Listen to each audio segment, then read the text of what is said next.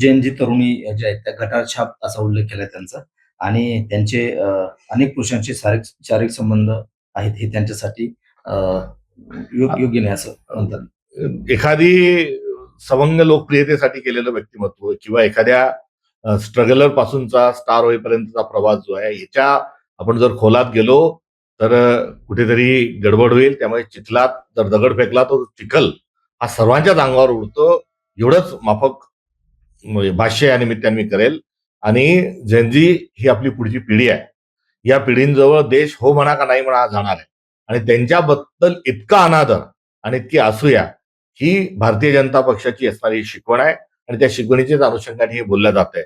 महात्मा गांधी यांचा मृत्यू झाल्यावरही मागच्या वेळेस आपण एक भगवे वस्त्र घालत असणाऱ्या तथाकथित धर्मबोडव्या एका साध्वीने गांधींच्या 30 जानेवारी त्यांच्या शहीद दिनाच्या निमित्तानं वारंवार त्यांच्या बंदुकीच्या गोळ्या चालवल्या होत्या.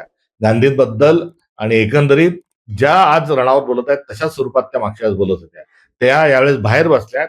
मात्र यावेळेस कपडे जरी भगवे नसतील तर तशाच विकृतीला भारतीय जनता पक्षाने पुढे आणलंय.